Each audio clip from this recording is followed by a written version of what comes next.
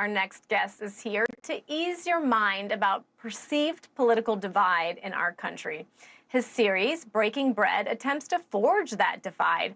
Alexander Heffner joins us now, host of Breaking Bread. Alexander, thank you so much. You know, it's the second season, right? So clearly it's a success. You're sitting down with politicians with one of my favorite topics at hand, which is food, of course, and you're finding a way to disarm them. Tell me a little bit about more about the journey that you've been on for these past now 2 seasons. Happy 4th. Thanks for having me. Well, it started with a simple proposition, which is we have more of a humane exchange with each other when the entry point is a culinary adventure or even just a microwavable meal. There's something in the sustenance and the nutrients, in the indulgence of that pleasure that creates a different vibe, and one that I think incentivizes more functionality in conversation and then ultimately more success in legislation and political life. You cited Governor Moore and also the statistic about our presidential candidates for high office this cycle being too old.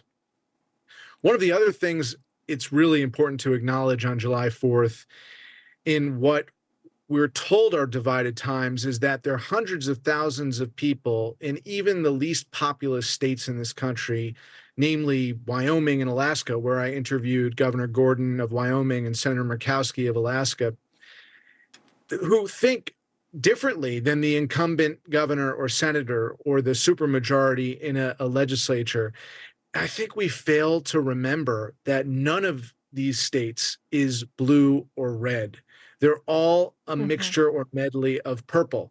And it's not cliche. It's actually borne out in how people think across difference, across geography. And that's the most important thing to take away from the series. Yeah, I mean, I think it's very poignant that you mentioned that. I think also it speaks to the fact that people are so invested in this election and they really don't know who to pick.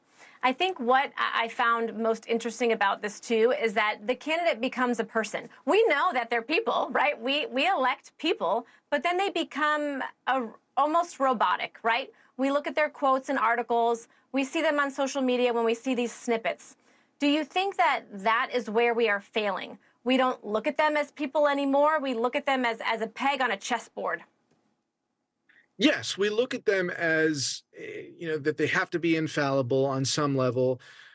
We also entertain their foibles in some ways that we didn't in the past, because for us, it wasn't about the flaws or imperfections of the people. It was about the humanity of sound policy outcomes. And so I hope that when I take viewers on a journey through 3 types of hot dogs, Sonoran dogs, bacon wrapped in Arizona with Senator Kelly.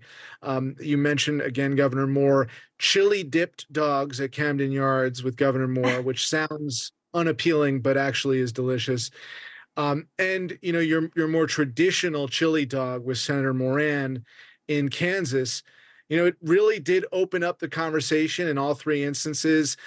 2 of my favorite people in the series at the federal level are Senator Kelly and Senator Murkowski. And this second season is a challenge to them, not only as the subjects of profiles on Breaking Bread, but wondering whether they can advance to the next stage of leveraging their pragmatic bipartisan muscle. We've seen Senator Murkowski be extraordinarily influential in preserving the Affordable Care Act.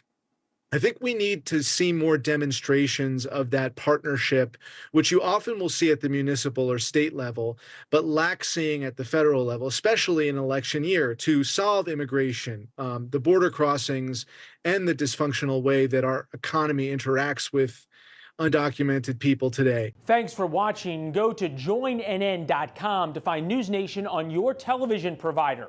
And don't forget to click the red subscribe button below to get more of NewsNation's fact-driven, unbiased coverage.